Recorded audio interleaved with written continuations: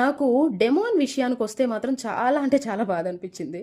అబ్బాయి ఆట తీరు, మాట తీరు అంతా మారింది. టు బీ ఫ్రాంక్ రీతు బయటకొచ్చిన తర్వాత చాలా హ్యూమర్ బయటకొచ్చింది. అట్ ద సేమ్ టైమ్ అందరితో ఇంటరాక్ట్ అవుతున్న ఫీలింగ్ వచ్చింది.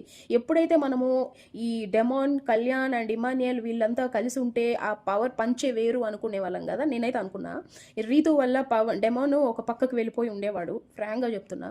బట్ ఎప్పుడైతే రీతు బయటకు వచ్చిందో ఫస్ట్ 1 డే అట్లా ఫీల్ అయ్యాడు ఒక గేమ్లో. బట్ ఇప్పుడు తను మాట్లాడే విధానం కావచ్చు, ప్రతి ఇమాన్యుయల్ కన్నా ఎక్కువ కామెడీ చేస్తున్నాడు అనిపించింది.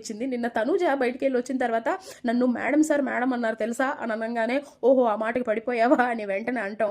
దానికి తనుజ కామెడీగానే ఫీల్ అవడం. ఫీల్ అయిన తర్వాత అరే మీ అమ్మ పేరు ఏంట్రా అంటే వెంటనే తనుజ మా అమ్మ పేరు అంటాం. ఇలాంటి హ్యూమర్ ఏదైతే ఉందో అసలు ఇది మామూలుగా లేదు. అసలు డెమోని ఫస్ట్ నుంచే ఇలా ఎందుకు లేడు అని నాకు అనిపించింది. మీకు కూడా అనిపిస్తే కమెంట్ చేయండి. అండ్ ఇవాళ డెమోన్కి చాలా అన్యాయం జరిగింది అనిపించింది నాకు. ఎందుకంటే నిన్న ఇమాన్యుయల్తో ఓటేపిల్కి వెళ్ళాడు, బట్ ఇమాన్యుయల్కి వచ్చింది. తర్వాత ఇమాన్యుయల్ కోసం స్టాండ్ తీసుకున్న డెమోన్, కానీ ఇక్కడ ఎవరు డెమోన్ కోసం స్టాండ్ తీసుకోలేదని నాకు చాలా బాధ అనిపించింది. అంటే ఓటు విషయంలో భరణి గారికి వేశారు ఇద్దరు, బట్ స్టిల్ బిగ్ బాసే తీసేశారు అక్కడ డెమోన్కి లీస్ట్ పాయింట్స్ ఉన్నాయని. ఈ విషయంలో నాకైతే చాలా బాధ అనిపించింది. మరి మీకేమనిపిస్తుందో చెప్పండి. మరి ఇంకా వీళ్ళకి ఓటు అపీల్ చేసే అవకాశం ఉండదంటారా?